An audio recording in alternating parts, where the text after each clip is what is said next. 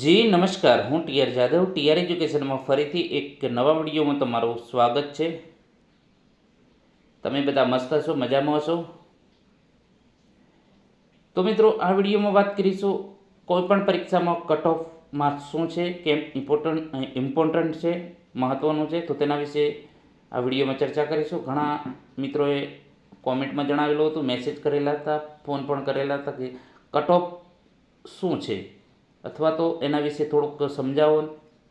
તો હવે મિત્રો, આપણે એક એકને ના સમજાવી શકીએ, એ માટે આપણે આ વિડીયોના માધ્યમથી દરેકને ફાયદો થાય. હવે મિત્રો, જો ચેનલમાં નવા હોય તો ચેનલને સબસ્ક્રાઈબ કરી દેજો, વિડીયોને પસંદ આવે તો લાઈક કરજો.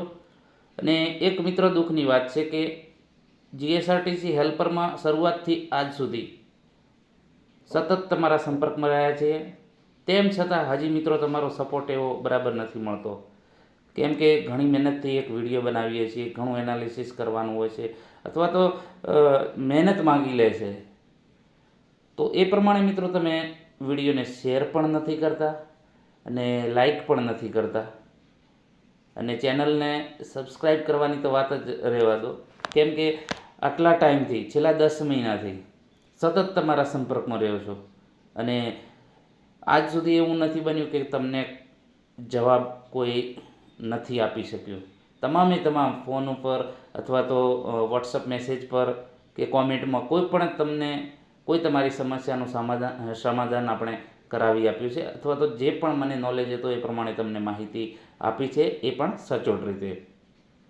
તો મિત્રો, તમારી પણ એક પવિત્ર ફરજ બને કે ચેનલને આગળ વધારવા માટે તમે પણ સપોર્ટ કરો. તો આવનારા ભવિષ્યમાં જે છેવાડાના ગરીબ વિદ્યાર્થીઓને ઘણી હેલ્પફુલ થશે. તમે જોઈ શકશો, જીએસઆરટીસી હેલ્પરમાં ઘણા લોકોને ફાયદો થયો છે. એટલા મેસેજ મિત્રો, ગઈકાલે અને એના આગળના દિવસે રિઝલ્ટ જાહેર થઈ એ દિવસે એટલા મેસેજ આવ્યા ને કે હું એ મેસેજનો જવાબ આપવા, ફોન ઉપાડવા અસમર્થ રહ્યો. તો મિત્રો, આ તમારો સાથ, સપોર્ટ, પ્યાર છે, એના લીધે છે. ઘણા વિદ્યાર્થી મિત્રોને ફાયદો થયો છે.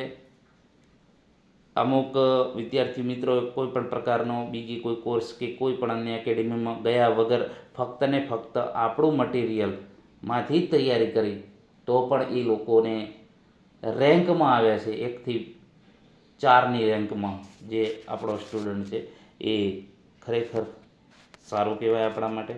તો એ રીતે મિત્રો, તમે સાથ સપોર્ટ આપતા રહેજો, અને આવનારી ભવિષ્યમાં બીજી કોઈ પણ પરીક્ષા માટે આપણે એ રીતે મહેનત કરાવતા રહીશું, એ પણ તમામ ફ્રીમાં.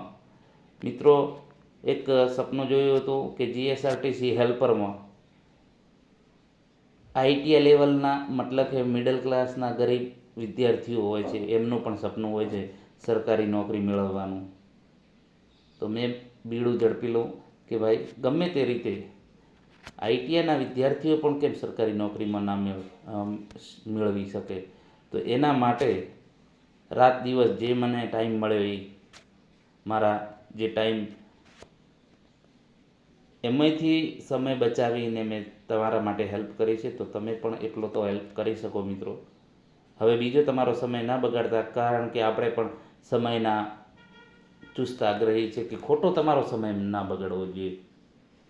આપણે કોઈ જાહેરાતો નથી કરતા કે આ કોર્સ લઈ લો કે આ લઈ લો. આપણે કોઈ વેચવા નથી બેઠા. ફક્ત જે સમય મળ્યો એ સમયમાં મેં જે 8-10 વર્ષ સરકારી નોકરી મેળવવા માટે મતલબ કે વિતાવ્યા છે, તો એના અનુભવના આધારે તમને પણ ફાયદો, એનો ફાયદો સમગ્ર ગુજરાતે જોઈ લીધો છે. હમણાં જે જીએસઆરટીસી હેલ્પરનું રિઝલ્ટ જાહેર થયું, હજારો છોકરાઓના કોલ મેસેજ આવેલા કે સર, તમારા રીતે આ શક્ય બન્યું છે. મિત્રો, આપણે માર્ગદર્શન આપ્યું છે અને તમને પૂરું ગાઈડન્સ આપ્યું છે અને ભણાવ્યું છે. હવે કેચઅપ કરવું એ તમારા હાથમાં, તો તમારી પણ મહેનત ખરી. તો ચાલો મિત્રો, હવે જે હોય બરાબર, પણ ખાસ એટલું કે આપણી હજી ચેનલને તમે એટલું મતલબ કે સબસ્ક્રાઈબ બીજા લોકો જોડે નથી કરાવતા, અથવા તો લાઈક પણ નથી કરતા. મિત્રો, વિડીયો જોવો છો, પસંદ આવે તો પછી લાઈક કરવાનું કેમ મના કરી દો છો? ચાલો મિત્રો, સ્ટાર્ટ કરીએ કે કોઈ પણ પરીક્ષામાં કટ ઓફ શું છે, કેમ ઇમ્પોર્ટન્ટ છે. તો કે સરળ શબ્દમાં કટ ઓફ એટલે છાણવું, અથવા તો આપણે કહીએ ગાળવું, અથવા તો જે છીણવું, બરાબર, એટલે કે અલગ કરવું. જે તો કે સરળ શબ્દમાં આપણે કહીએ કે કટ ઓફ એટલે કે અલગ કરવું અથવા તો ચાળવું. આપણે અલગ અલગ ચાળણી દ્વારા ચાળતા હોઈએ છીએ. તો એમાં જે કાંકરા કાંકરા હોય નીચે આવી જાય, બરાબર, જે કચરો કચરો છે સાઈડમાં જતો રહે. તો એ ટાઈપનું છે કે કોઈ પણ પરીક્ષામાં પાસ થવા જરૂરી છે અને એની એક જે છે સીમા હોય છે, બરાબર, અમુક બાઉન્ડ્રી હોય છે કે આ બાઉન્ડ્રી સુધી પછી નો, બરાબર. તો એક સીમા રેખા છે કટ ઓફ. તો કટ ઓફ વિશે આપણે વાત કરીશું. ફિલ્ટર પ્રક્રિયા છે એક પ્રકારની. જ્યારે હજારો લોકો પરીક્ષા આપતા હોય છે, આપણે વાત કરીએ જીએસઆરટીસી હેલ્પરમાં તમે જોયું હશે 28,000 પ્લસ લોકોને બોલાવેલા, એમાંથી મતલબ કે જે છે અમુક એબસન્ટ રહ્યા છે અને બીજા ઘણા લોકો પાસ થયા છે, અમુક ફેલ પણ થયા છે. તો હવે એમાં વાત કરીએ 2,900 લોકો પાસ થયા છે. હવે 2,900 અને એની સામે આપણે વેકેન્સી છે 1,658. હવે એમાંથી મતલબ કે ચાળવા પડશે, બરાબર, એનું ફિલ્ટર કરવું પડશે. તો એ પ્રમાણે એક પ્રકારની જે પ્રક્રિયા છે, બરાબર. તો એ જે છે કટ ઓફ કે લાસ્ટ મિનિમમ. હવે માની લો કે તમારે જે છે અહીં કોઈ પરીક્ષા છે, બરાબર, 100 માર્ક્સની, સોરી મિત્રો, આ 100 માર્ક્સની પરીક્ષા છે, બરાબર. તો 100 માર્ક્સની પરીક્ષામાં જે જગ્યાના હિસાબે ઉમેદવારો કેટલા હાજર છે, કેટલા પાસ થયા છે, કેટલા હાઈ મેરિટ છે, એના હિસાબે માની લો કે અહીં 60 અટક્યું છે, બરાબર. હવે કટ ઓફ 60 નક્કી કર્યો છે. તો હવે 60 ઉપરના 61, 62 કે છેક 100 સુધી, મતલબ કે 70 હોય, 80 હોય, 92 હોય, જે હોય એ જે ઉપરના છે એ બધા મતલબ કે પાસ.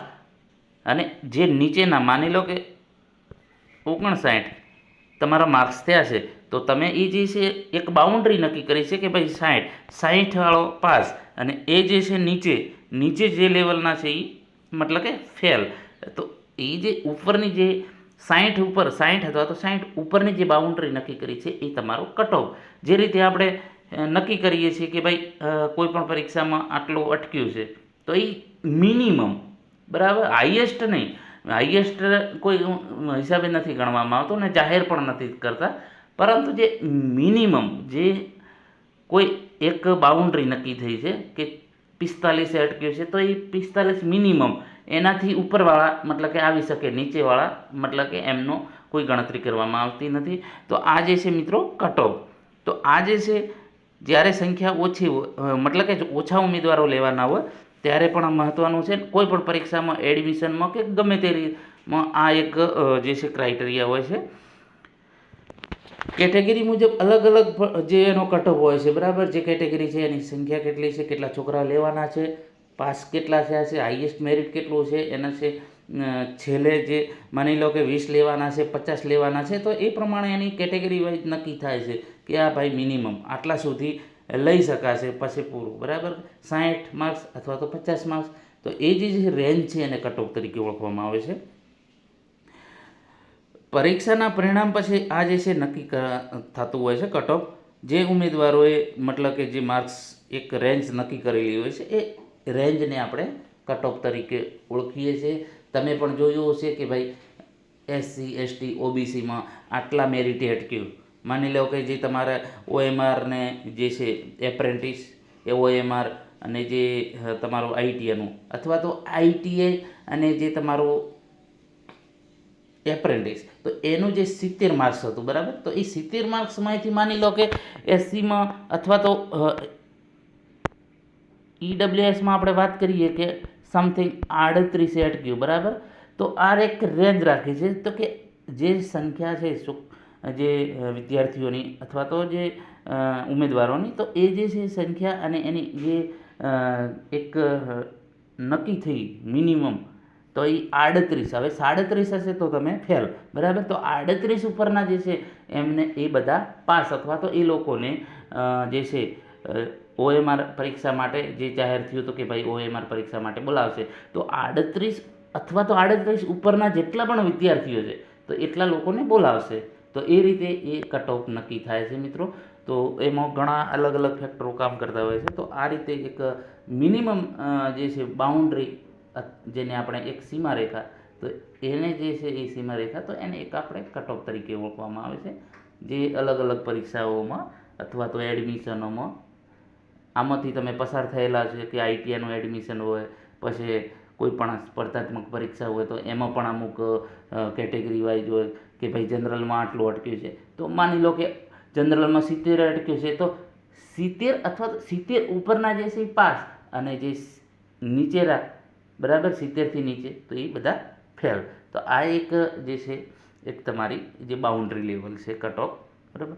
જો વિડીયો પસંદ આવ્યો તો મિત્રો લાઈક, શેર અને મિત્રો ચેનલને સબસ્ક્રાઈબ કરવાનું ન ભૂલતા. Thank you for watching this video.